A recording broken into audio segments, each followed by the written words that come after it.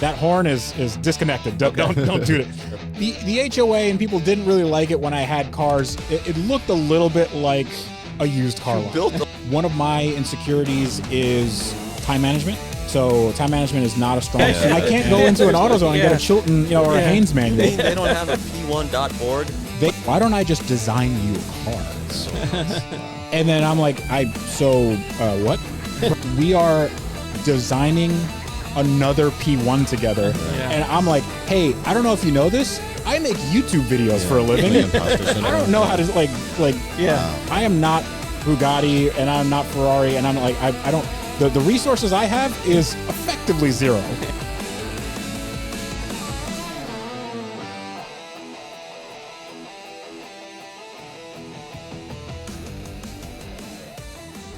Most people won't notice the moment it begins. Damage won't ask permission. Protection shouldn't either. When the danger's invisible, the shield should be too.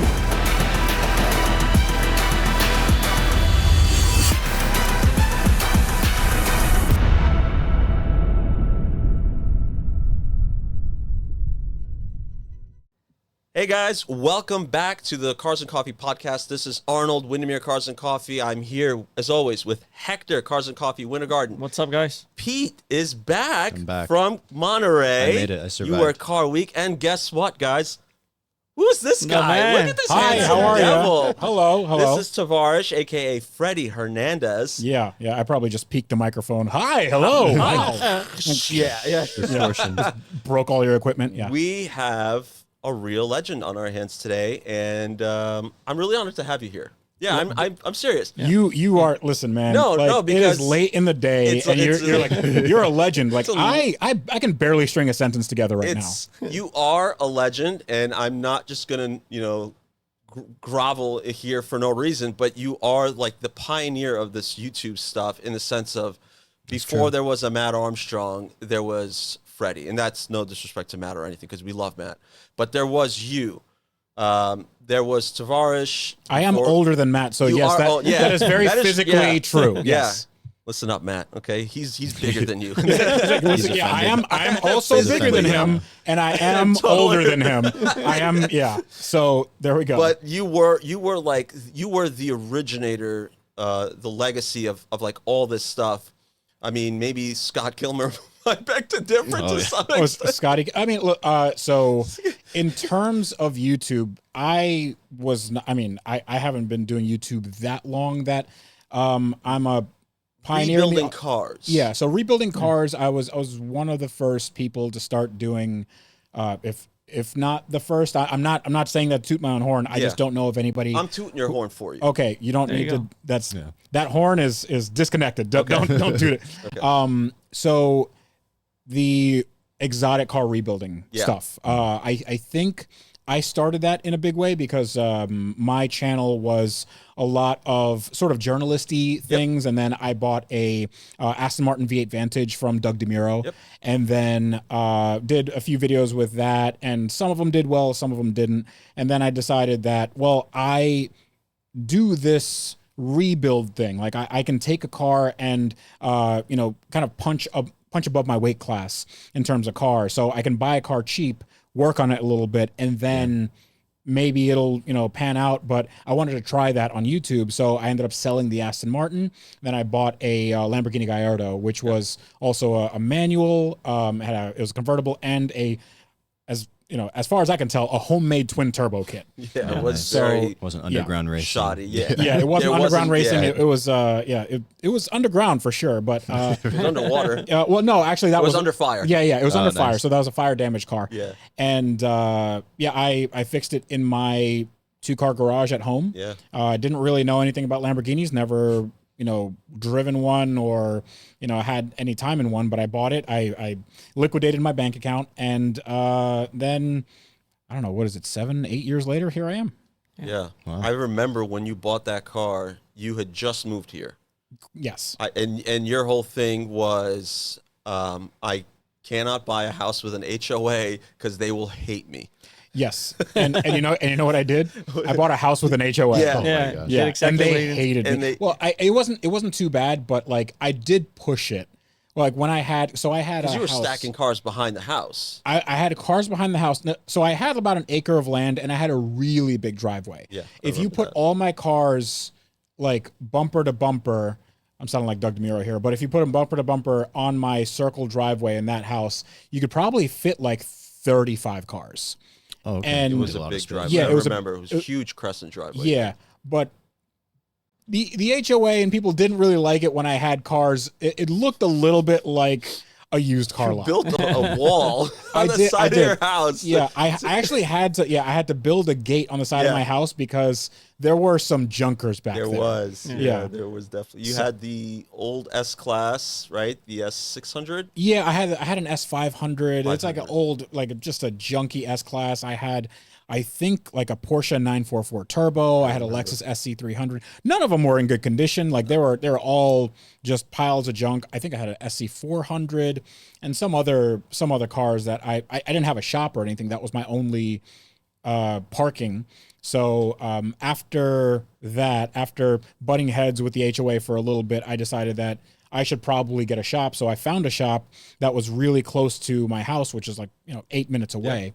And turns out they didn't want that much money. I mean, it was about the same money that I was paying for my mortgage at the time, but it was 5,000 square feet and it was great. Yeah, it's and a huge shop. Yeah.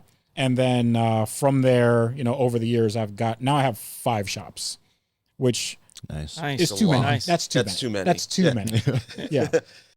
Hey, so I travel every now and then, and there's one thing that I always love to do is I like to see the local car scene.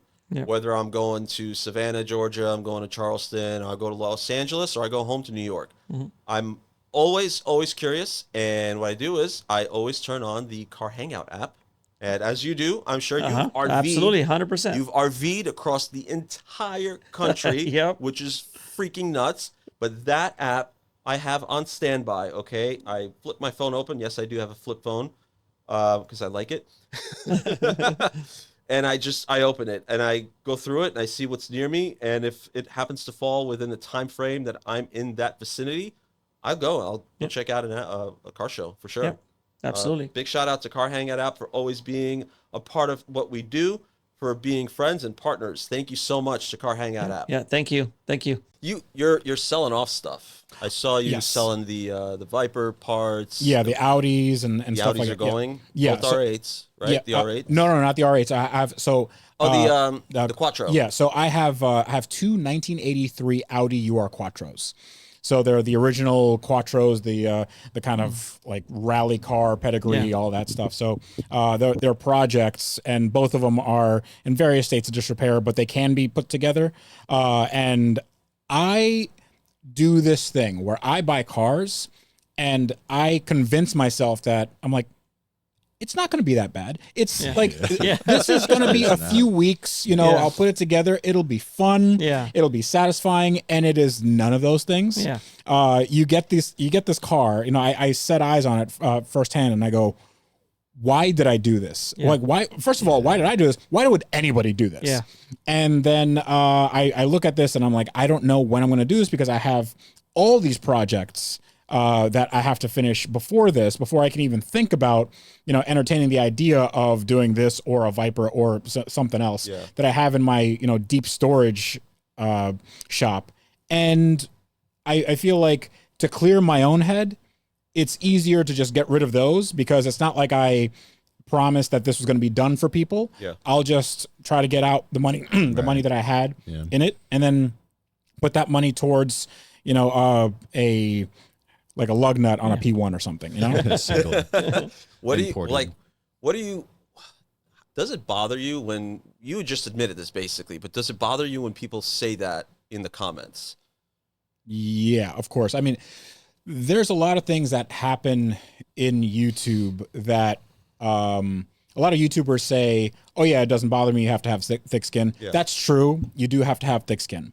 You have to let hundreds or thousands of comments kind of roll off your back if they're kind of baseless. But there are things that like jab at your insecurities.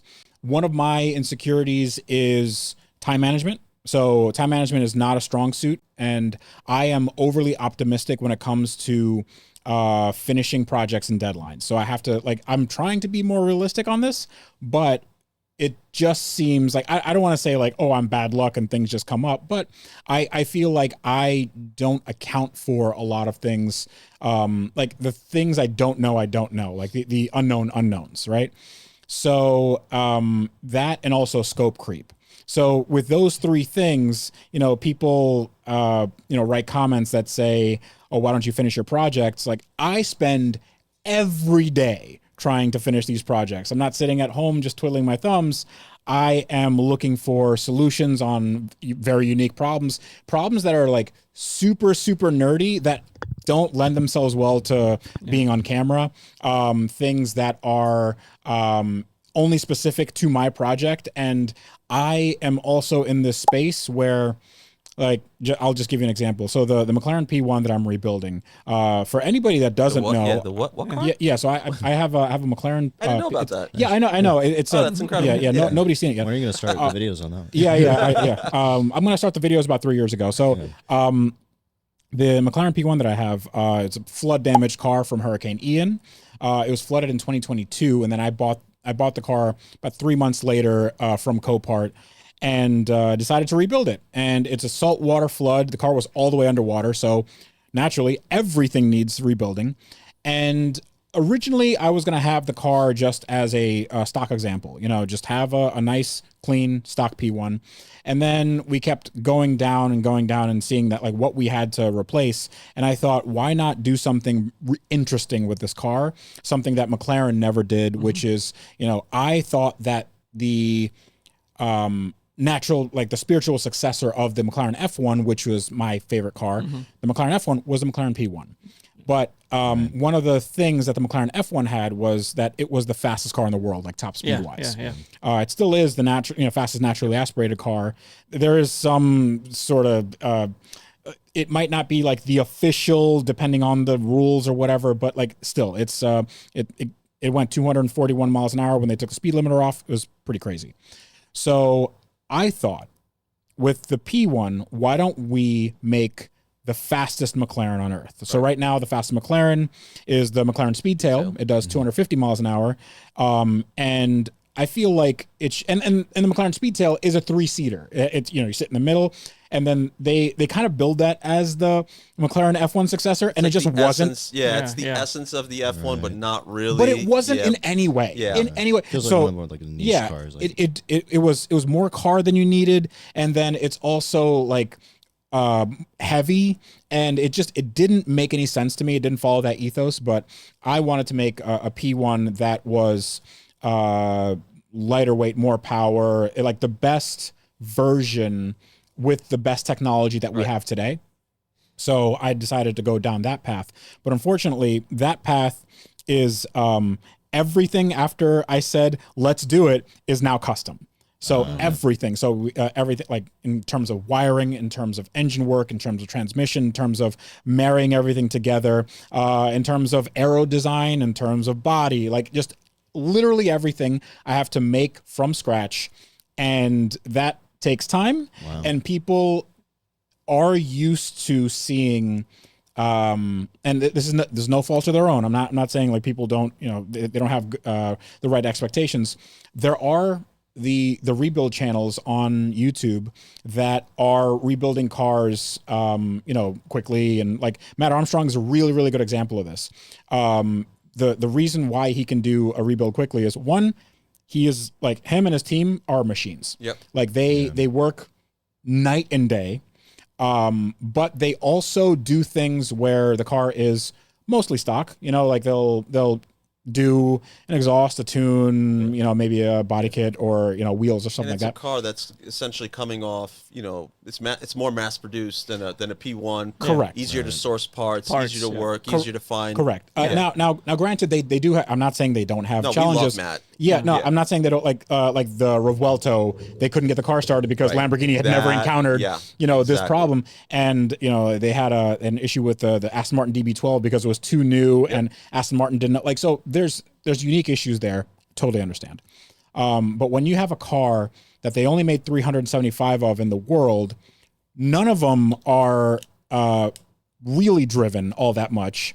You don't have any sort of knowledge base or any, like no forums to go on. Like yeah, exactly. It's like I can't go on the P1 forums. Like, hey guys, how do you take off the hybrid battery pack? Or the old Chilton manuals. Exactly. Yeah. I can't go into an AutoZone and get a Chilton, or a Haynes manual. You mean they don't have a P1.org? They do not have a NYCP1s.org. They don't have one. Funny story about that P1, Hurricane Ian. So the owner of the company that I run, he is a major CPA in Naples, Florida. And he knows the guy who lost that P1. And he told me, he's like, my buddy just lost his, $1 million car and all this and that. And next thing you know, I see it on TV. And it's everywhere. It's everywhere. Next thing you know, I see you have it. Well, it's funny because that guy was home when the storm hit. He's recording it. The reason why we got that footage is because he was there. So that's also pretty nuts. Yeah. And but you were saying that you are building a one-off custom. Not just you're not rebuilding your car. You're building almost effectively a new version of that car. Correct. Yeah, we are reimagining one of the most iconic hypercars to ever exist. And it's basically what Gordon Murray just did at Monterey, showing off this new... Yes. This thing's insane, the S1. Yes. And you're effectively doing your kind of take on the P1. Correct. Right? How did the whole Frank Stephenson thing come up? Because the last time, and for anybody that doesn't know this, Freddie and I have been friends for 20 years. So the last time I saw the car and I saw all this stuff, there was going to be this carbon fiber kit on the car. The rear clamshell wasn't fitting that well. Yeah. Did you end up cutting it in half? So yeah, we cut it a bunch and to make things fit. But I always, the body was always an issue to me just because it seemed like, just overall theme wise, I never wanted this car to feel like a YouTuber slapped it together. Yeah. Exactly. So I never wanted anything to look like it's an afterthought, So one of the things that we did, I'm prefacing this. So one of the things that we did for, let's say, the turbos I got from a company called Tachyon, and they are the company that made the original P1 turbos to begin with.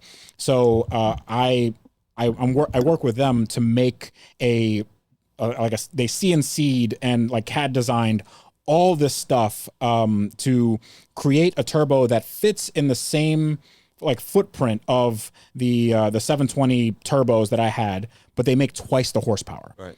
And this was then sent to Mitsubishi Japan, who made a prototype set of turbos from me, to me from them, and this would, this has all the. It's basically an OEM manufacturer. So it's an OEM manufacturer of turbos for all McLarens is Mitsubishi Heavy Industries Japan. So I don't think that's ever been done before. And the fact that I didn't just get these turbos that were modified, I gave it to some guy and he was just mills it out or whatever. No, this is from the OEM from directly from the source. Yeah. Exactly. And we're using a 4-liter block. We have custom rods and pistons that are, made for 14, 15, 1600 horsepower. Yeah. They can handle 200 horsepower per cylinder. So, times 8, that's 1600 horsepower. Yeah. And it's pretty insane. So when it came to the body, I always wanted to work with the original designer of the P1, Frank Stephenson. So Frank is, he had a YouTube channel and he's, for all intents and purposes, I thought he was a pretty nice guy. So I messaged him on Instagram and I said, all I wanted from him, the best case scenario for me was that we would do maybe a Zoom call or he would send me an email or something where he would tell me if he liked my project or didn't like my project, or if he just said hey, your name. Your name. Yeah, hey, I think I gave him an email saying, if there's one thing that you could have put on the P1 that you didn't, what would it be? Because I remember he did an episode of Wheeler Dealers where, he was the original designer of the Ford Escort Cosworth. And the Ford Escort Cosworth has this like biplane wing, but Frank's original design had a third wing in the middle. So in the Wheeler Dealers episode, they went to Frank, and then Frank designed like a third wing. So that's like his original design. So I was like, that's really cool. Kind of like the STO. Exactly, yeah. Hurricane STO thing. Yeah. Yes, exactly. So I think I just wanted something that was like, maybe we go back to the original designer and then we, work with him and make something kind of cool based on his recommendations. And then he goes, why don't I just design you a car? That's so nice. Wow. And then I'm like, what? Like, That's so. It's crazy because he clearly is a fan. He loves you. He sent you that picture Yes. that last year in December. Yes. You were gifted this thing, so I'm like, I'm at your shop, and you're like, look what I got. I'm like, what is that? And you're like, that's Frank Stephenson's signature. I'm like, what?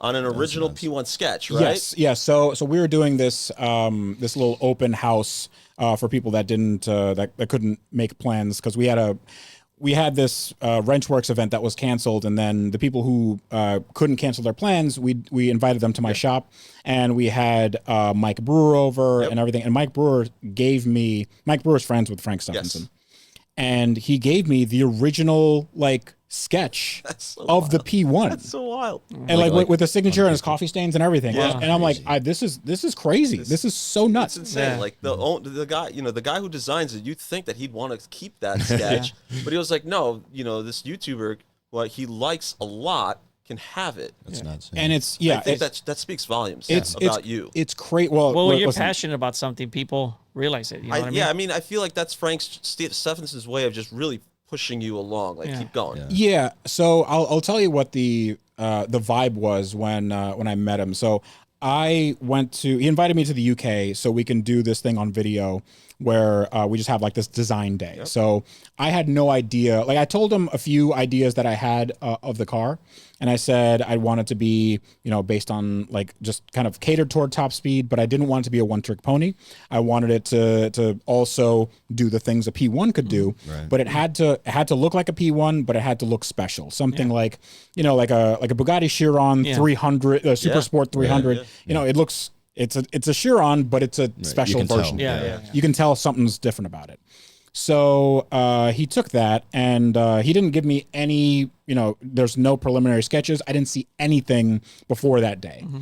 So I get to this country club just in the middle of UK, and I am so nervous. Like it is incredible how nervous I am, because number one, I've never met Frank. That's true. Like I've never met him. This is the first time I'm meeting him, and then I'm meeting him in such in this environment where we are designing another P1 together, and I'm like, hey, I don't know if you know this, I make YouTube videos for a living. Like imposter syndrome. I don't know how to wow, I am not Bugatti and I'm not Ferrari, and I'm like, I don't, the resources I have is effectively zero. But I mean, I have an audience, and I have I can wrench all night, so I guess that I have that going for me. But when I met him, I thought that he was going to give me like a little napkin sketch or something like that. Like I thought, I honestly thought that like we would just sit down, like, oh, what kind of car do you want? Oh, maybe we can do this, maybe we can do that. Yeah. Here you go, little Timmy. Yeah. Yeah. Off you go. Yeah. I would have been ecstatic if that was the case. Really? I would have been ecstatic. Like, oh, I got a Frank Stephenson napkin, That would have been cool. So when I got there, they had this room in this country club and this long table, and it was covered with pictures and models and like different things that were the inspiration for this P1 Evo, as we're calling it. So there was like the Porsche 917 race car. There was the McLaren F1 LM, and there's like different variations of that on like they sketched it. There's like models there. There's pictures of animals that have like the same sort of biomimicry that Frank likes to say. And then we start talking, and he shows me like several sketches and preliminary, and I'm not, when I say sketches, I mean like these are full, like Yeah. full color, everything's Yeah, they printed. were It's, incredible. you put They were Yeah, yeah. gorgeous. it's Like, awesome. Like the coolest thing I've ever seen. And I'm looking at it. I'm like, this is not real life, dude. Like this is crazy. You were messaging those to me, and I'm like, what am I looking at? This doesn't look preliminary, like rough drafts or anything. Looks like McLaren worked on They this. will, yeah. Yeah. It Oh, yeah. looks almost OEM, like factory looking. Oh, yeah, sketches. yeah, for sure. They were Yeah. amazing. Yeah, and I mean, I spent the entire day trying to make myself not look like a complete goober, because I'm like, so what's it like making cars? You know, it's fun. It's good. But like he had so many. And he's first of all, he's nicest guy in the world. Nice guy in the world. Me and his team, Harry and Ewan, we got along really well. We had lunch at the country club. And he would tell stories about, when he was at Ferrari and Maserati and, like just designing, He has designed some pretty incredible shit. the hasn't he? F430, the new 430, Mini. Yeah. And you have you have 3 of his cars. You realize Yeah, that? the 675. Yep. The P1, the Scuderia. Scuderia. That's crazy. Yeah, I did have You were the. meant to meet him. I know. Yeah. Well, there you go. All I have to do is I'll buy a new Mini. Yep. Did you ever have an X5? First gen X5? No, I didn't have an Did he X5. make that car? Yeah, Yes. he designed him and somebody, some other guy. They both co-designed it. Yeah, Yeah, but he he came on. allegedly designed the top portion of the car, and the other guy designed the lower portion. I was reading all this, researching for some reason about that. But he showed me, because he had this book of designs and sketches. He showed me the car that they passed over to build the 458. So there was another car that they were Really? Yes, it was cool. It was really Was it? cool. Yeah, I can't remember what the name was, but it was dope. So they okay. Well, I so guess the he 458 was did well too. So he would have been a part of what could have been the 458. Alternate. Yeah, alternate. Correct. So there's an alternate universe in which a 458 was a Frank Stephenson design. Yeah. I'm okay either way. I love. You know me. I'm biased because I have one, but I love. do you? Do I? You have a Ferrari? I don't know. I'm not wearing my Ferrari gear, like my Ferrari Puma shoes Yeah, and there all you go. that stuff. That's weird, because Not my you're Ferrari here in hat. the car. Does what kind of tires do you have on the car? On tomorrow's topic, no, There we go. I know Pirelli P0 grips. That's what I have on my car. Yeah. You still give me shit for that. Yep. I promise you, I will get Michelin's on the 458 because yes, it is. You'll order them Oh, from I the have scene a of the good accident. question. Yeah, I'll be like, hi Michelin, I need some tires. Yeah. Wait, I have a burning spun out. question. That's perfectly relevant now too. So I know that the P1 struggled against the 918 because of their Because of the Pirellis. Pirellis. Yeah. On your Yes. rebuild, what tires or are you going to use? Cup 2s. Yeah. Nice. Yeah. I can only imagine. Yeah, Cup 2s or Cup 2Rs. So I mean, all of these cars, the really high speed cars, they all use some version of Cup 2s. Cup So 2s, the yeah. Chiron has Cup 2s with an extra, I guess, load rating or something. So they have like an extra band of carbon fiber inside. And that's how it can do, 280, 90, It's a 300 great miles an tire. Finally hour. beat the My 918. Mustang, my GT500 comes factory with Cup 2s. Yeah. I ripped them out because I do drive it in Florida. It rains, so I went with Yeah. 4Ss. So Yeah. I still stay with Michelin's, but I went with the Pilot 4Ss. 4S is the tires. best. I mean, listen, we can do a tire podcast. We definitely could. do You know it. what's crazy? Yeah. I watched that one guy. I think he's British. Tire reviews. I think it's like tire with a Y, and I just watched him like, let's see if this car with this snow tire will make it up this hill. And I'm like, this is freaking fascinating. Yeah. It just, Yeah. We live in Florida. Who cares about snow tires? Yeah. But I think because us coming from New York and New Jersey, to me, it's still fascinating to some extent. But you'll see with even with the Cup 2s, where it's cold, if you don't warm them up and Oh you yeah, take it out, no. I mean, you're ice we skating. know firsthand watching cars Yeah, yeah. crash at Cars and Coffee. so many GT500. Well, that's because they're on Linglongs. Like that's different. That's No, not no, even- we've seen Cup 2 cars Yeah, crash. GT500s all the time. Yeah, yeah. car- Yeah, but those are track GT500. Like, let's be come on, completely man. honest. I It always- has well, nothing to do with the tires. Yeah. It's the fact We that had a guy with I've shown this video before with a silver F430, and he was on Pirellis naturally, so P0 grip.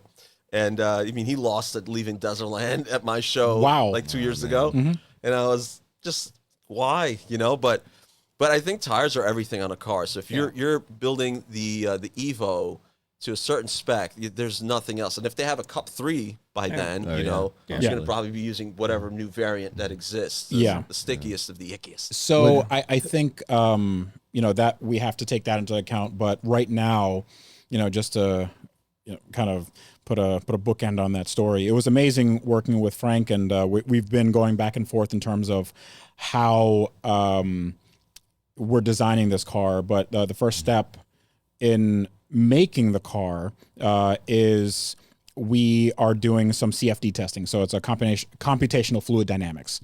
Okay. So this is essentially taking the 3D model that Frank and his team got me and putting it into like a virtual wind tunnel to see where some potential problem areas are, to make sure that it's not getting too much downforce, because that's going to lead to drag, especially at the top end, because after 200-ish miles an hour, the air becomes like a legitimate problem. Yeah, absolutely. Which is why a lot of cars, when they go into top speed mode, they lower, they get rid of their spoiler, basically. The spoiler retracts. Yes, so they have the lowest sort of aero profile they can have. That's why the Koenigsegg Jesko Absolute, which doesn't have a retractable spoiler, or like any of these other cars that go really, really fast, like the Chiron, it just, it kind of hunkers down.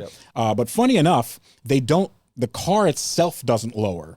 The car has to stay like a decent ride height. So it's going to keep getting compressed, right? Yes. So what happens after speed is, like, what you notice is if you have your suspension all the way compressed, you start porpoising. That at speed gets real gnarly. So we have to deal with that. And then, I'm contacting a few different companies, and they're all around the world. One company's in UK, another one's in like New Zealand, and they want to make this body.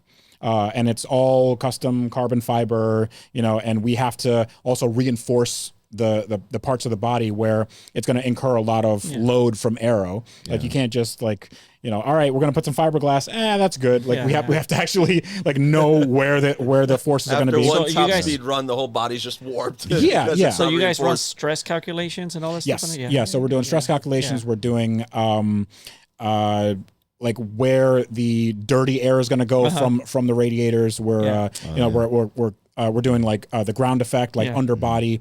So it's also very hard to do if you don't have millions of dollars. Right. You're effectively 4 people.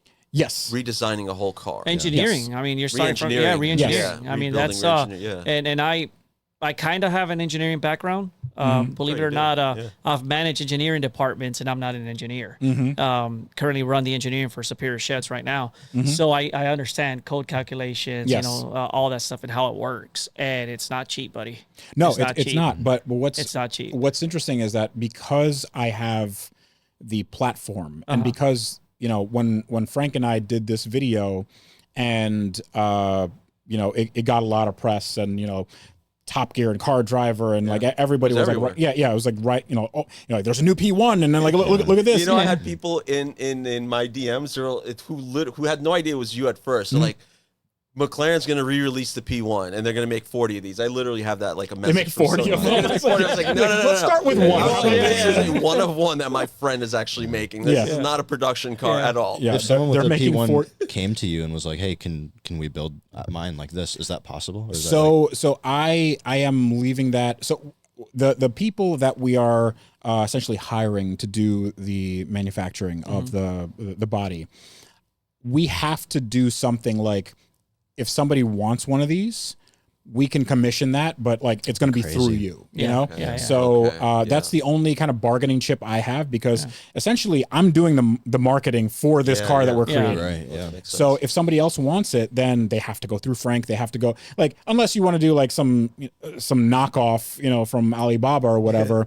And but then, Alibaba exactly. But then it's not going to be, imagine having like a P1, but then it goes back to Frank Stephenson, and then has this prototype body put on, and then has the engine done and everything, and then it can do these crazy speeds, and it's now the fastest one.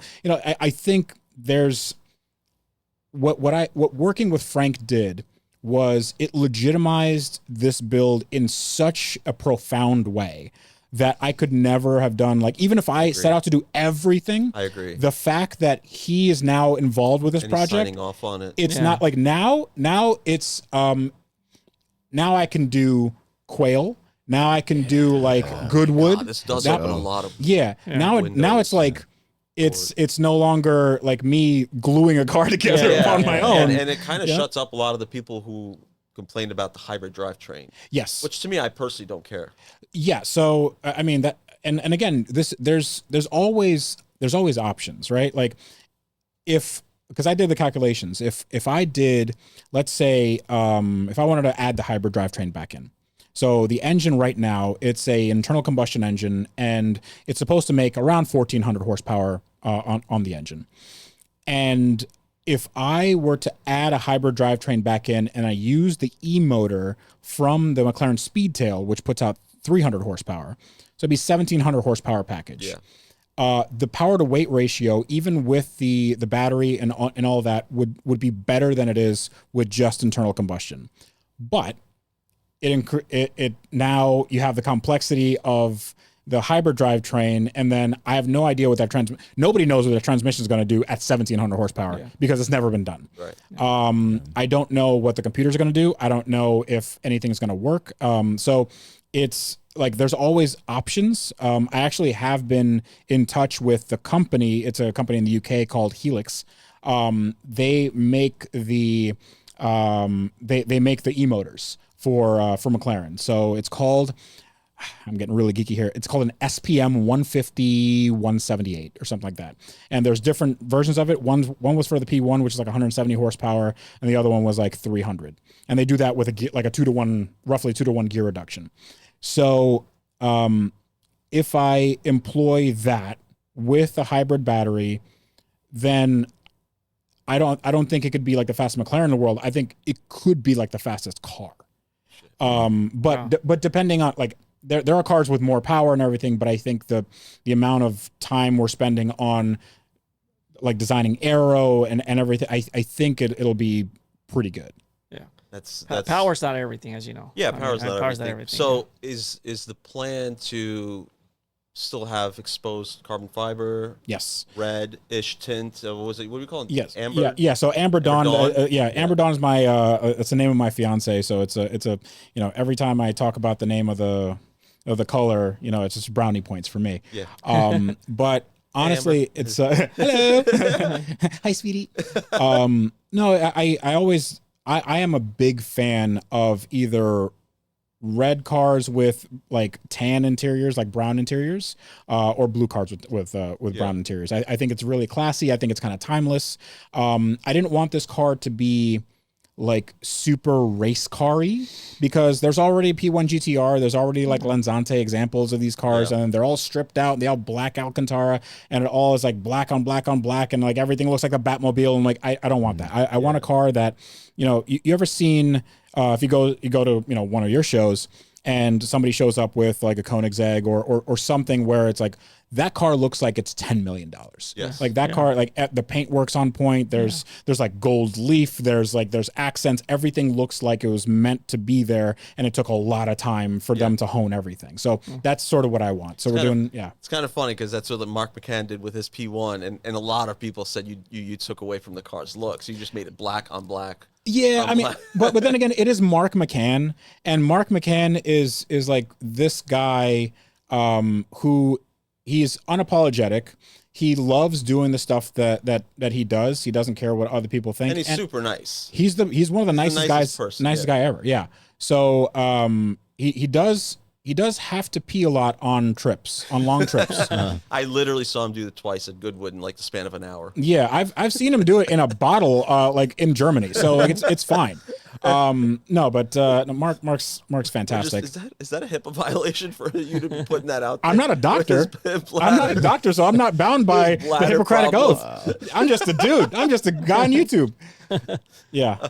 No, but I think, listen, people can do what they want with their cars. I don't care. Yeah. But with this car, I think it's we're trying to have a world beater, and I don't think anything like this has ever been done. And if we pull it off, I don't think it will ever be done again. Okay. I know that there are plenty of resto mods, right? You have the ones that just came out from Gordon Murray, the Singer, S1LM and Singer, and now there's a ton of other companies that are doing this resto mod stuff, and they go, we're gonna take a $200,000 car and we're going to turn it into a $2 million car. Yeah. Because now it's like retro future and we added 40 horsepower. Isn't that nice?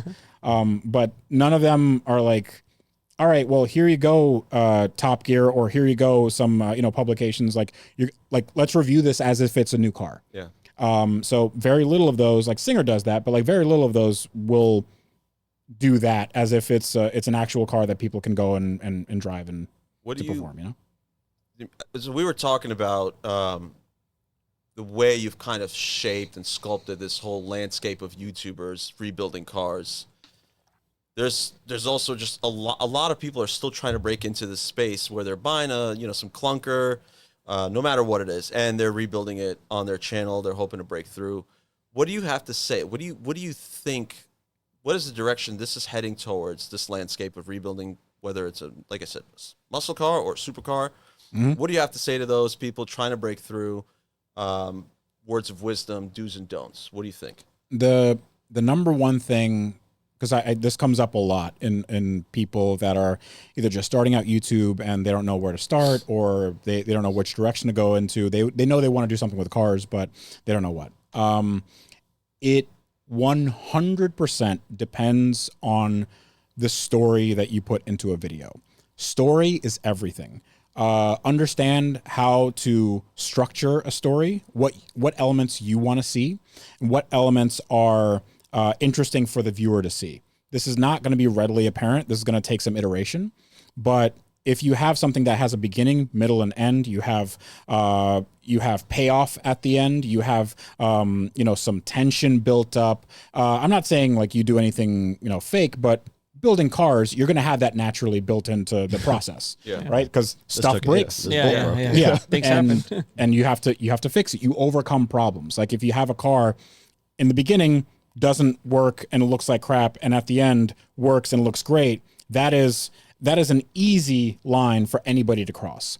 What some people get wrong is that they go, okay, I'm gonna have this build, and today we're gonna be taking off the wheels, and then we're gonna take off the brakes, and then that's it. All right, see you guys later. Like they do one thing in a video and it's 30 minutes long, and it's just a complete waste of time because. But it wouldn't be a waste of time if they said, if they established that the stakes of the video were that we are going to, like, I've never taken apart a car before, and today I'm going to do this, and then we're going to find out what we see. You want to see this person triumph.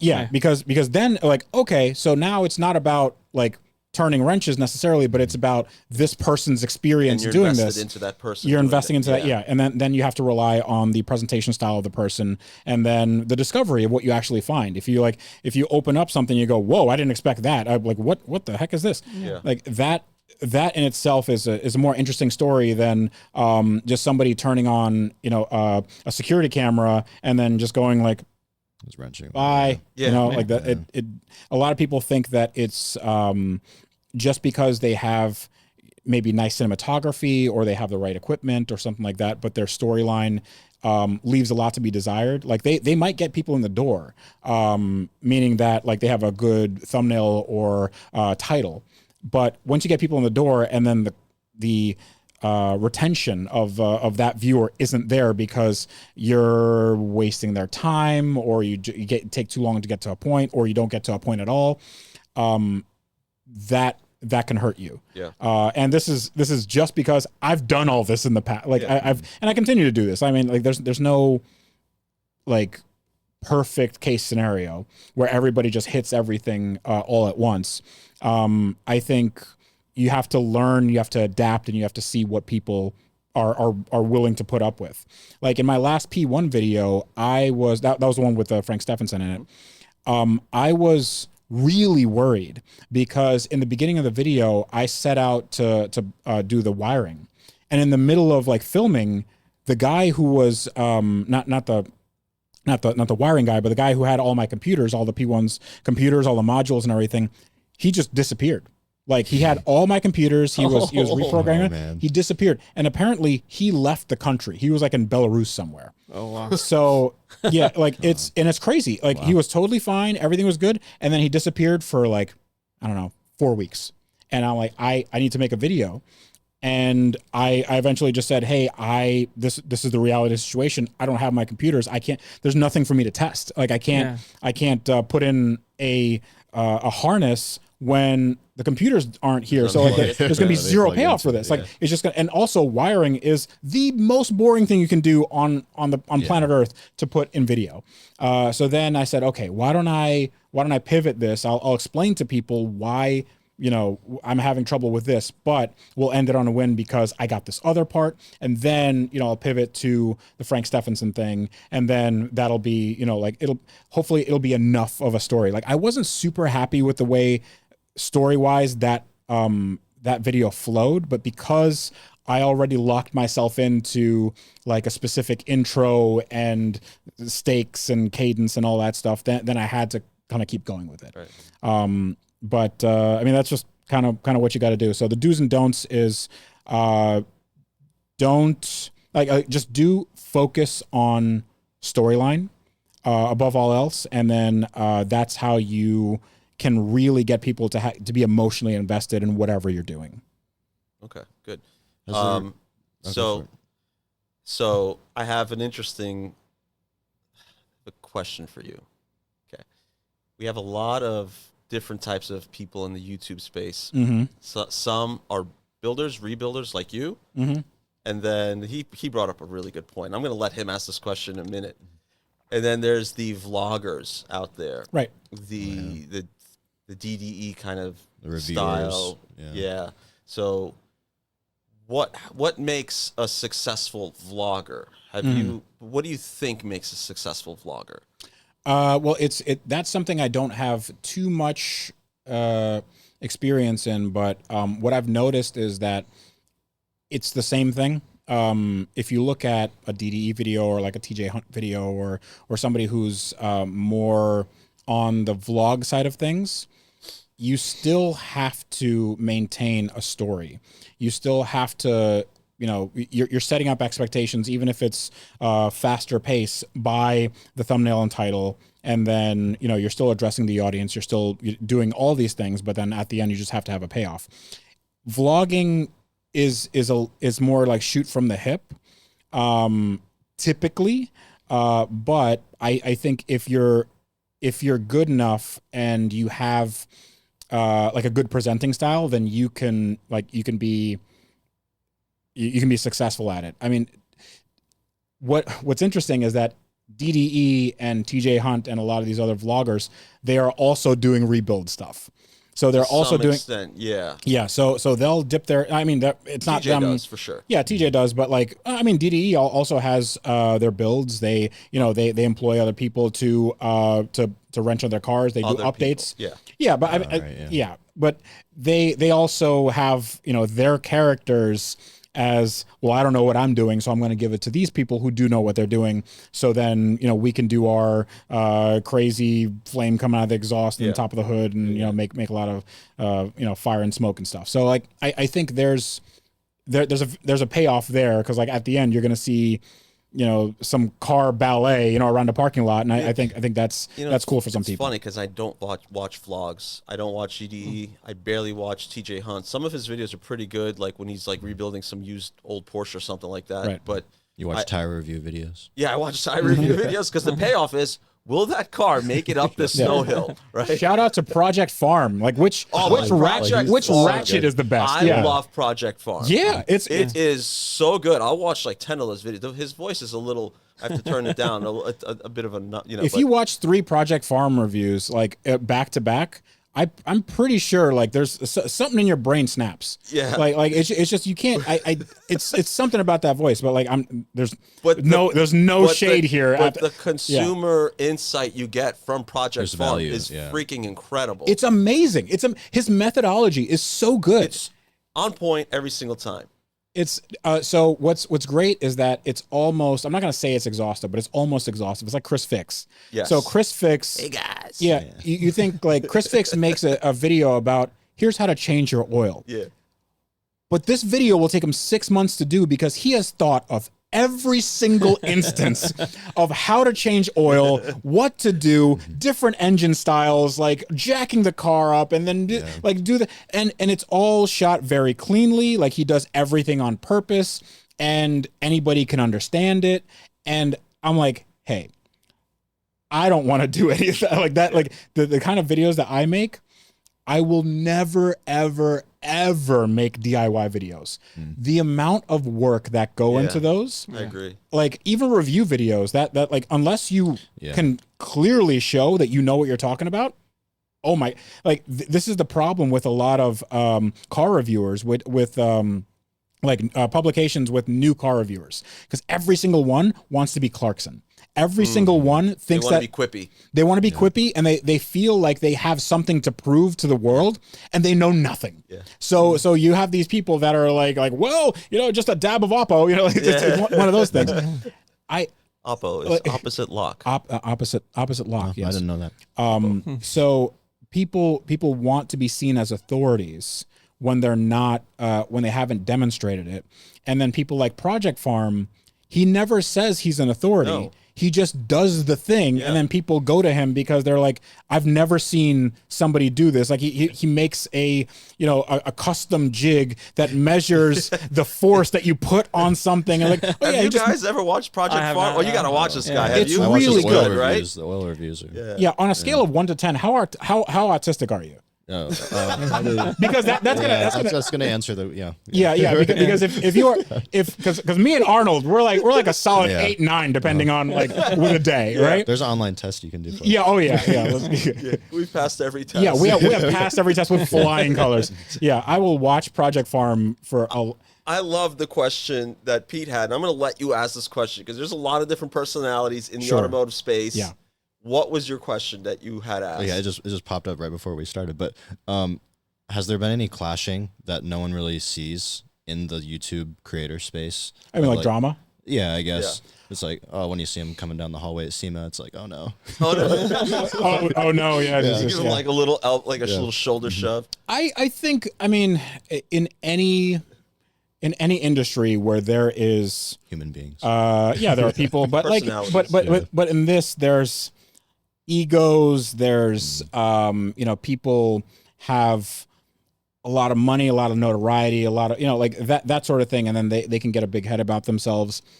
Naturally you can have some of that, you can have like some like cliques and stuff, but like I've never really seen it.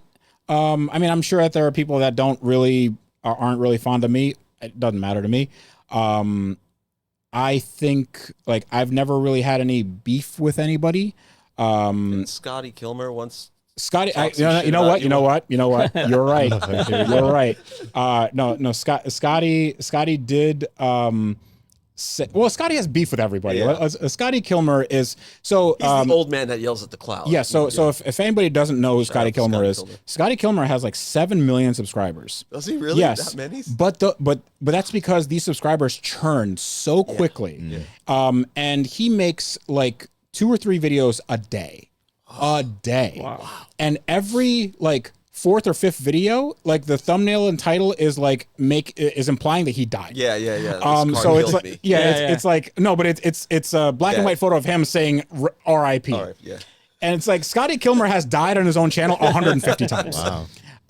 So he is a guy, I think he's like a shade tree mechanic, or he might have been a professional mechanic. He did some local radio sort of like Ask a Car Guy or Ask a Mechanic or something like that.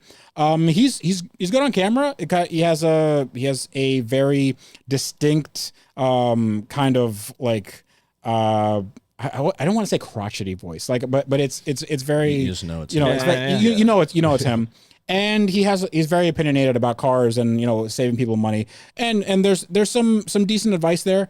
There's also some very, very bad advice. Like there's also some terrible advice. And I wrote an article about him on Jalopnik when I was writing. This is like 2014. I wrote an article and he got so mad.